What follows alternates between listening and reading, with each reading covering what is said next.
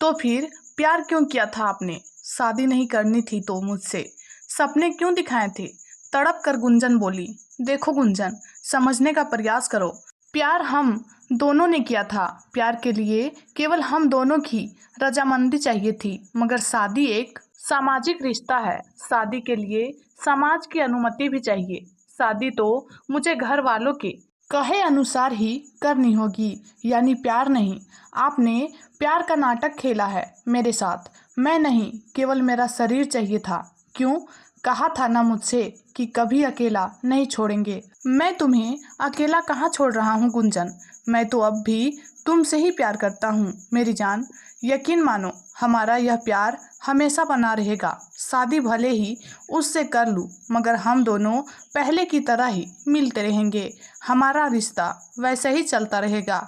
मैं हमेशा तुम्हारा बना रहूँगा। गुंजन को कस कर पकड़ते हुए अभिनव ने कहा। गुंजन को लगा जैसे हजारों बिच्छुओं ने उसे पकड़ रखा हो। वह खुद को अभिनव के बंधन से आजाद कर काम में लग गई। आंखों में आंसू बहे जा रहे थे और दिल तड़प रहा था। घर आकर वह सारी रात सोचती रही। अभिनव की बेवफाई और अपनी मजबूरी उसे रह रह कर कचोट रही थी। अभिनव के लिए भले ही यह प्यार तन की भूख थी, मगर उसने तो हृदय से चाहा था उसे।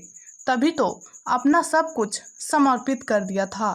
इतनी आसानी से वह अभिनव को माफ नहीं कर सकती थी। उसके किए की सजा तो देनी ही होगी। वह पूरी रात यही सोचती रही कि अभिनव को सबक कैसे सिखाया जाए। आखिर उसे समझ आ गया कि वह अभिनव से बदला कैसे ले सकती है। अगले दिन से ही उसने बदले की पटकथा लिखनी शुरू कर दी। उस दिन वह ज्यादा ही बन संवर कर अभी के घर खाना बनाने पहुंची। अभी शाम 4 बजे की शिफ्ट में ऑफिस जाता था। अम्मी जी हर दूसरे दिन 12 से 4 बजे तक के लिए घर से बाहर अपनी सखियों से मिलने जाती थी। पिताजी के पैर में तकलीफ थी, इसलिए वे बिस्तर पर ही रहते थे। 12 बजे अम्मी जी के जाने के बाद वह अभिनव के पास चली गई और उसका हाथ पकड़कर बोली, अभिनव, आपकी शादी की बात सुनकर मैं बहुत दुखी हो गई थी, मगर अब मैंने खुद को संभाल लिया है। शादी से पहले के इन दिनों को मैं भरपूर एंजॉय करना चाहती हूँ। आपकी बाहों में खो जाना चाहती हूँ। हाँ गुंजन, इसमें तुम्हें शक क्यों है? शादी एक चीज होती है और प्यार दूसरी चीज। हम दोनों का प्यार और शरीर का यह मिलन हमेशा कायम रहेगा। शादी के बाद भी यह रिश्ता ऐसे ही चलता रहेगा। शाम को गुंजन अपने घर लौट आई। उसे खुद से घिन आ रही थी। वह बाथरूम में गई और नहा कर बाहर निकली, फिर मोबाइल लेकर बैठ गई। आज के उनके शारीरिक मिलन का एक एक पल इस मोबाइल में कैद था। उसने बड़ी होशियारी से मोबाइल का कैमरा ऑन करके ऐसी जगह रखा था जहां से दोनों की सारी हरकतें कैद हो गई थी। काफी देर तक का लंबा अतरंग वीडियो था। 10 दिन के अंदर उसने ऐसे 3 से 4 वीडियो और शूट कर लिए। फिर वीडियोज एडिट करके बड़ी चतुराई से उसने अपने चेहरे को छिपा दिया। कुछ दिनों में अभिनव की शादी हो गई।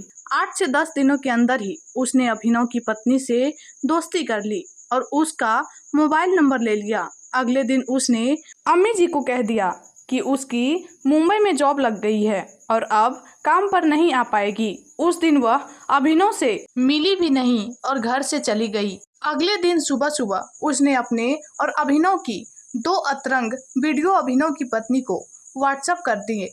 2 घंटे बाद उसने 2 और वीडियो व्हाट्सएप किए और चैन से घर के काम निपटाने लगी। शाम 4 बजे के करीब अभिनव का फोन आया। गुंजन को इसका अंदाजा पहले से था।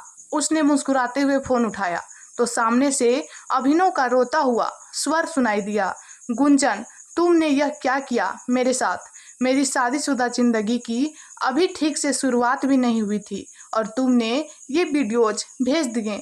तुम्हें पता है, माया सुबह से ही मुझसे लड़ रही थी और अभी अभी सूटकेस लेकर हमेशा के लिए अपने घर चली गई। गुंजन, तुमने यह क्या कर दिया मेरे साथ? अब तुम न घर के रहोगे न घाट के।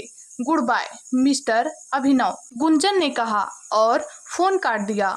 उसने आज अभिनव से बदला ले लिया था, खुद को मिले हर आंसुओं का बदला। आज उसे महसूस हो रहा था जैसे उसके जख्मों पर किसी ने मरहम लगा दिया हो।